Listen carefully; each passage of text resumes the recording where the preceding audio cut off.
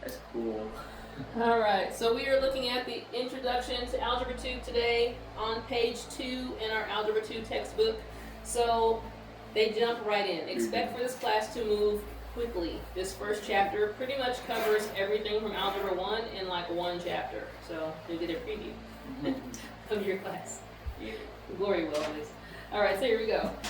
The first thing we talk about is the order of operations.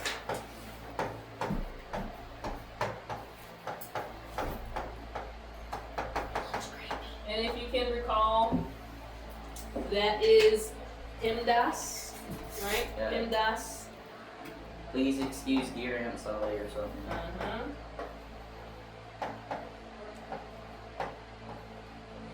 Please excuse my dear Aunt Sally or PEMDAS to remember that we do parentheses first.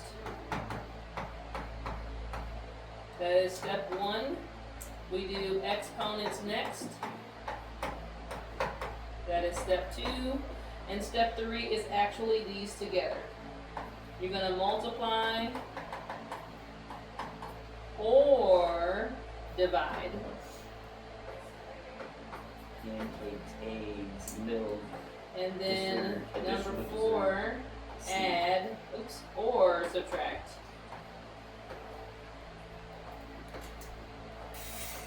I keep wanting to put the letter when it's already there. Subtract. There we go. Alright, and we know that these are based on the order that they are in the problem. That it's not set in stone. It's not always multiply and then divide. It could be divide, then multiply. As you're going from left to right. Whichever one comes first. If division comes first, left to right, you'll divide and then do multiplication. The same with add and subtract. If a subtraction happens to be first as you go across the problem, you'll subtract and then add. Or add, then subtract. It's always from left to right. Let's see this in action. First example. Example 1.1a. This is on the next page in your book. And it's got, a nice giant one, right? 5 times 3 plus 4 in parentheses, second power minus 3 to the third power over 11 minus 2. So first things first, anything inside parentheses. Yes, the 3 plus 4. The 3 plus 4. So we could, kind of keep going. I'll go across.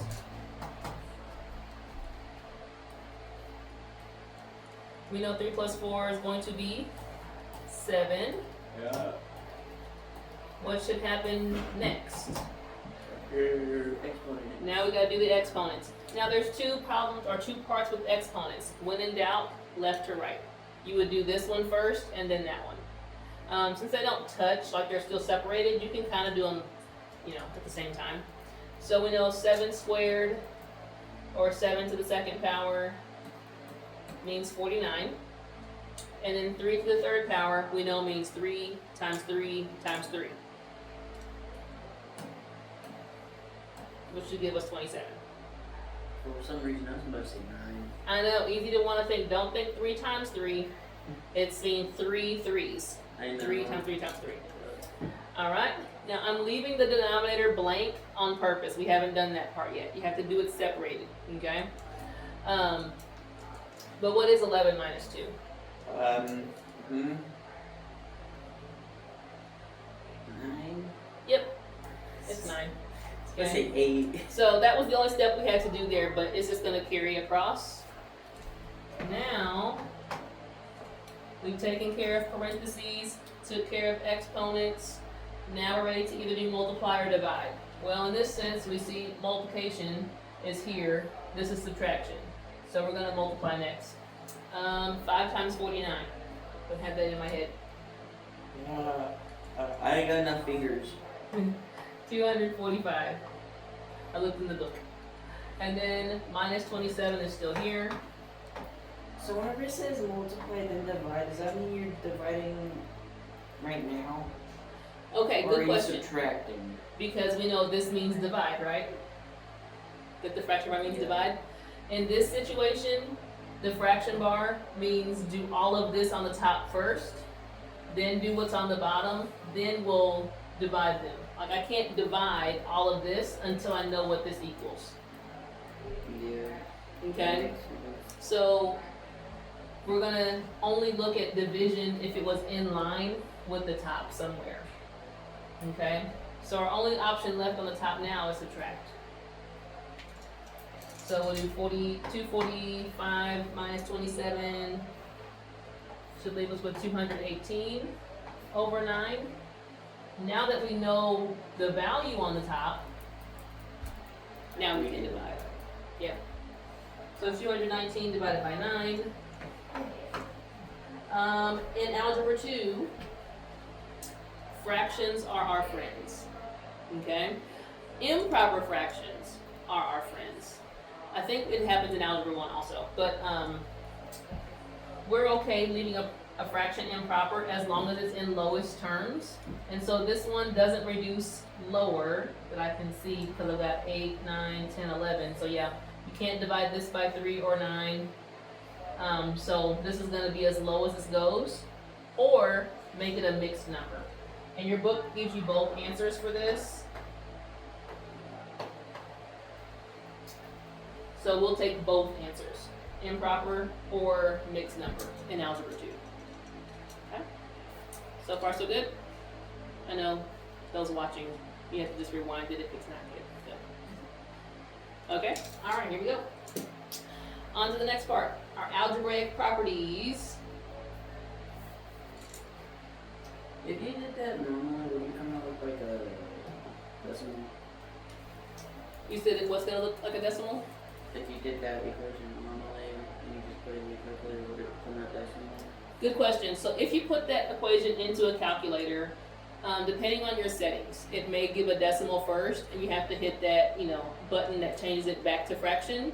But some of them may give you fraction first and require you to change it if you want the decimal. So just play with your calculator a little bit and figure out how it operates. All right. So our properties.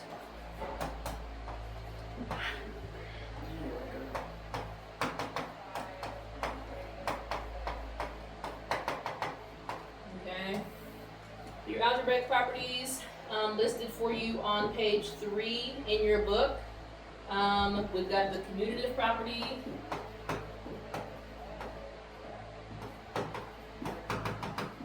And again, they're flying through these because we've seen them before. I mean, I've seen them before, but you couldn't ask me what any of those were, because I totally forgot their names, but I knew how to remember how to do You them. gotta connect the name to the property somehow. So commutative property for addition just says that we can add them together either order, and it's gonna give you the same answer, right? I just think of the switching That places. commutative. They're communicating and they're switching. And it also works for multiplication, right? That we can multiply two numbers in either order and get the same answer. Alright? If you need to make flashcards for these and kind of drill yourself, definitely recommend doing that. This is just a big flashcard, Miss McLean. Just a big flashcard. The biggest you find. Associative property, gotta be a little careful because it can look similar to the commutative property, but the key thing to remember is the order did not change. Yeah, isn't it like, I like to think like just the parentheses are moving. Exactly. And that's the only thing I try to remember, and if I look at what's in the parentheses, I'm like, okay, no, no difference. It's exactly right. The parentheses are what's moving. The grouping is what changes, but the order must stay the same. If they try and fool you with something, that looks like this, but the order is not the same, then it's really commutative in disguise. Okay? If the order stays the same, it's associative. And the same for multiplication. It could be A times B times C, but they've grouped them like this. The order A, B, C is the same, just the parentheses change. Distributive property we use a lot. That's probably the one you remember the most, or at least the name of it, because we talk about it so frequently. This is where you've got multiplication, A single question that didn't have that. where there's parentheses involved, but we realize that we're going to multiply this value times each part inside, okay? So if I distribute this A to both pieces, it's going to be A times B plus A times C. We often drew the little arrows to kind of remind us too, and if that helps, draw the arrows. Notice that distributive property, like there is no like addition multiplication version of it, like this is the property. They give you a second look at it, just in the fact that it could be at the end, like you could be multiplying, you know, two things together. Oops. They used A plus B, where the thing is at the end. You can still distribute into it this direction too. It looks a little backwards, but it's still the same thing.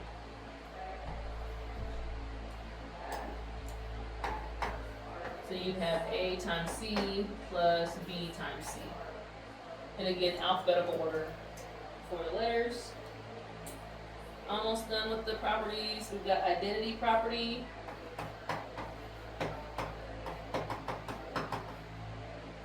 And that just says if you take a number and you add 0 to it, doesn't change the identity. Still the same number. For multiplication. Yeah, that makes sense actually. Yep. If you have one apple and you add 0, you just still have to. Exactly. For multiplication, the identity number is 1. We know that if you multiply by 1, you get the same number back. So identity for addition uses 0, but multiplication, it uses 1. They love that question on the test or quiz. They'll go, what's the identity number for addition? 0. What's the identity number for multiplication? 1. Okay? So the key word there is identity. That when you say, what are you talking about? Oh, what number do you use to keep it the same? Okay? Okay. And the last one is inverse. Our inverse property says that you can take a number and we can add it to its inverse or its evil twin, right? You've got A evil twin, negative A, right? Didn't like a math teacher said there's like 1 outside of the parentheses though, and then there's like a negative 1 in front of the A? You can break it down that way. Would just like Change it back to negative. Yeah, because we would change it to, plus negative. So yeah, you get it back. So, but in this case, focus on the fact that you've got a number and its additive inverse gives you 0, right? It's like a positive A. We kind of cancel each other out. Yeah. Okay? So, this is the additive inverse. Another question they might love to ask you is if they give you a number like 3, and they said, hey, what is the additive inverse of 3? It'd be 0 because if you add and subtract 3, you get nothing. Careful. The additive inverse of 3 would be negative 3. So when you hear inverse, think opposite. Okay? So the additive inverse is just the opposite sign, right? Positive, the opposite will be the negative. For multiplication, the multiplicative inverse, one of my favorite math words, is that number flipped over. That if we have a number like A, and we multiply it by its inverse, in this case flipped over, we get 1. Because for some reason, every single letter and number has a 1 underneath it. Yep. We just don't always show it. Now, in the book where it has the chart for inverse, they also show this, but then they have this little extra notation.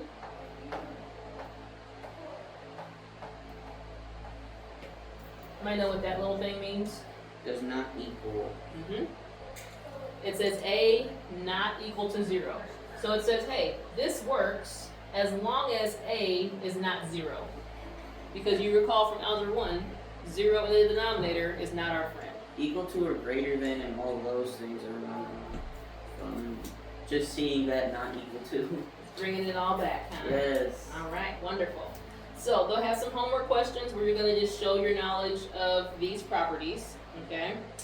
I'm going to jump to page 4, where they're showing you the properties of exponents, okay? This is also something you might want to put in your notes, that chart with the property of exponents, because it's easy to forget those. So you really never taught us the property of exponents in definition, I don't think. Okay. You've done numeric and algebraic. I do believe you have taught us both of those in English. Is definition even necessary? It just kind of shows you shows it to you in algebra ease, right? In algebra language, Cool. which is how you'll see things in the future math classes. They may show you just it in that language first So and expect you to, to say like in a college class? yes. Oh no. So what Garrett's talking about is this definition format in the outline here, or in the table. It's got A to the M, A to the N, right?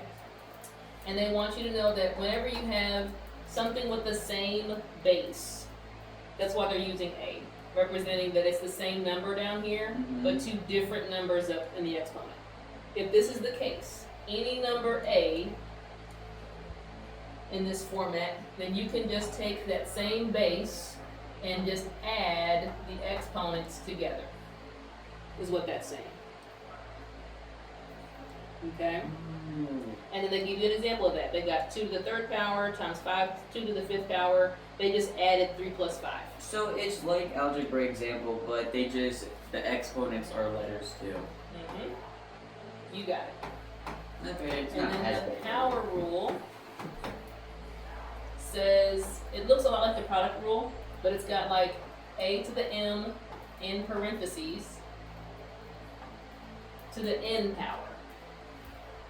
Notice how this time you've only got one base, but you've got 2 exponents. Like you're raising this exponent to another exponent. Is it A-M-N? Because you're multiplying these now. Yeah. That this means take those 2 exponents and multiply them together. Or side by side too. Would that work? Yeah, they could touch. I just put the times in there so you could definitely see that that's what's happening to those. Here you added, when you had 2 separate bases the same, if you have just one base being raised twice, you gotta multiply those. Okay? And again, this should be kind of a refresh. Power rule 2.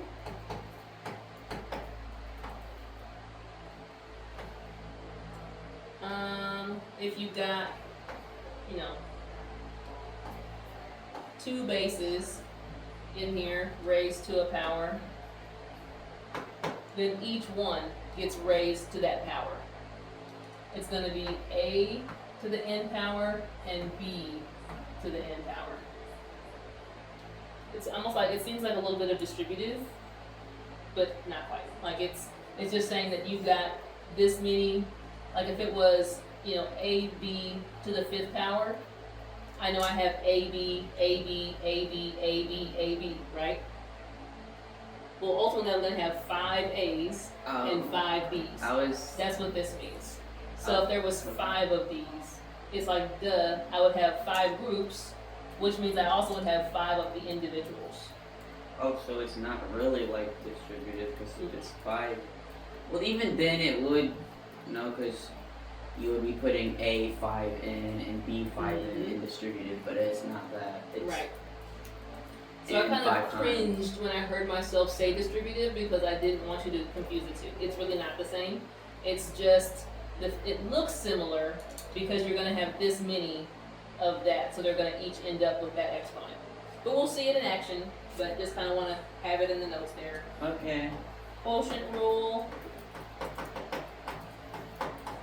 Quotient rule, we know quotient means divide, so this is the division version of this. If you got a to the m divided by a to the n, again, same base. Gotta have the same base. If that's the case, then we get to subtract the exponents.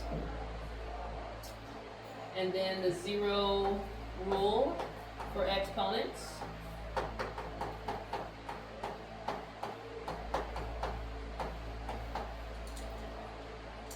Hopefully it looks familiar. Any number raised to the 0 power equals 1. Doesn't matter what the number. 1,000,000 to the 0 power is still equal to 1. It's like you have 0 millions. Okay? But be careful, it's not equal to 0. It is equal to 1. The easiest way that I could try to make numerical sense for you would be, let's say we had, I like the number 5, right? If we had 5 over 5, right? And we were using our quotient rule. What exponent is on 5 if I don't give you an exponent? It would be a 1, right? Well, according to our quotient rule, if it's the same base, we get to subtract those exponents, right? Well, 1 minus 1 equals 0. So that would equal 5 to the 0 power, technically. But wait a minute. What does 5 over 5 equal as a fraction? 1. It's equal to 1. We kind of understand that you got a number divided by itself equals 1. So the 0, like the A0 is literally the same base over itself? Yes. With the same exponents and everything? Yes. So when you see this 0 power, it's letting you know that it's like it came from this format. And they're just showing it to you as a 0 power. But it has to equal 1 because if 5 over 5 is equal to 1, and it's also equal to 5 0 power, then they have to equal each other. Okay? They're tricky. Now, they're not going to ask you to explain this ever, but it just kind of needs to make sense to you that 0 power is always 1. Okay? Alright. I'm going to pause the video there and give you a chance to try out these practice questions using the PEMDAS and the properties of algebra. Can you check my work though? Yep, I will. So, let me give the assignment here that you started on already. That you did practice 1.1. And we did the green even or odds.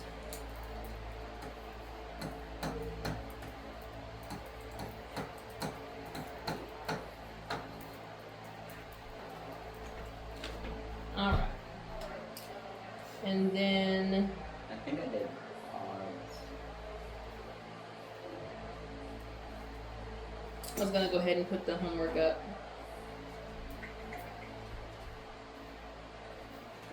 Which is in the review. Actually, no. I'll wait on that.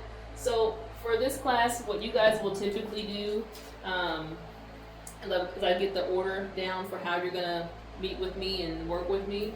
The practice questions are kind of like what we usually do in class, if able to. Sometimes the review may be what you start with. So if I'm hopping on camera, and maybe I'm teaching Glory first, Algebra 1 first, then I may have you guys do the review questions while you're waiting for me to finish with Glory, Okay. Algebra 1, right? Review And then would be we'll what switch. we've already learned, right? Right, because the review would be what you knew from the previous class period. So you're not starting something new without me, you're able to practice some stuff on your own. Right. So this is our practice, it'll be our in class and it'll flow into homework if we don't finish it during class. I will try to preload videos when I think it best fits, so that it kind of frees up our class time too. Alright? Alright, so I'll let you guys get started on that. I'm going to count number 1.